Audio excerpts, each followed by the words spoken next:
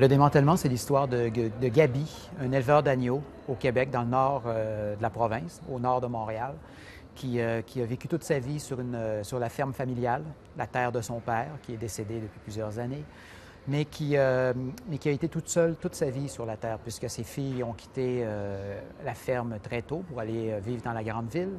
Sa femme l'a quitté, ils sont divorcés. Son père est décédé, ses frères ont quitté aussi, ont choisi de ne pas travailler sur la ferme. Alors Gaby a passé sa vie seule avec ses moutons, comme éleveur d'agneaux. Et arrive un jour où une de ses deux filles revient de Montréal avec ses jeunes enfants et lui demande un soutien financier, en fait, pour éviter de perdre la maison et tout ça. Et le personnage, Gaby, décide, un peu comme une espèce de père Goriot, on pourrait dire, décide de tout sacrifier, de tout vendre, sans le dire à ses enfants, à ses filles, de vendre la ferme pour pouvoir aider sa fille. Alors c'est ça, c'est un peu inspiré, c'est une espèce de personnage, un père paternel qui décide de tout abandonner, de se sacrifier pour ses enfants. Une sorte de père Goriot, un roi Lear, mais au Québec. J'aime beaucoup quand les gens me disent « je me suis reconnu là-dedans » ou « j'ai reconnu mon père, j'ai reconnu un oncle ». Lorsque les gens ont l'impression de connaître le personnage.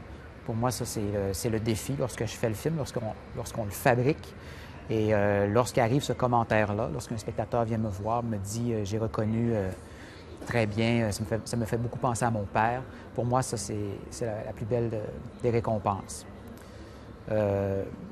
Voilà. Avec ce film-là, j'ai voulu faire quand même un cinéma qui est près de moi, un cinéma qui a une certaine lenteur, qui raconte l'histoire avec des petites pincettes, avec des petits détails hein, qui bâtit toute l'histoire. C'est pas un grand drame avec des rebondissements spectaculaires et tout ça.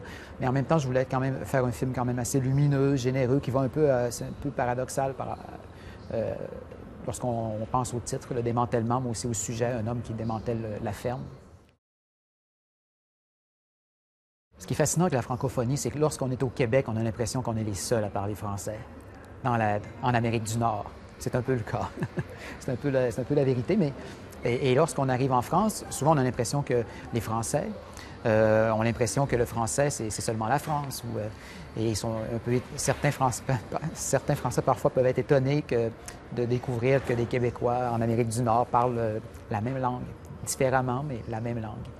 Et lorsque moi, je découvre que c'est ça, le Trophée francophone, je pense c'est 77 pays, c'est toute l'Afrique francophone, c'est tout ça, tu t'aperçois que la francophonie, ce n'est pas seulement notre petit nombril, c'est pas seulement chez nous. Et c'est ce que je trouve fascinant, ce que je trouve, pour moi, c'est ça qui me fait le plus plaisir, c'est de savoir que le film peut être découvert, on peut se découvrir le film sur des territoires que je n'aurais pas imaginé, que je ne connais pas du tout. C'est une bataille de tous les jours, puisqu'on est vraiment encerclé, on est entouré on est dans une mer d'anglophones. On a les États-Unis, qui est pratiquement un empire culturel très fort et qui domine.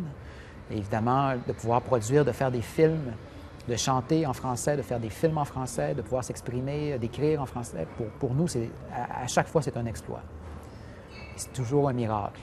Et pour moi, c'est important de faire mes films. Je ne désire pas d'aller faire des films en anglais aux États-Unis ou tout ça. Pour moi, c'est important de m'exprimer dans la langue de mes pères.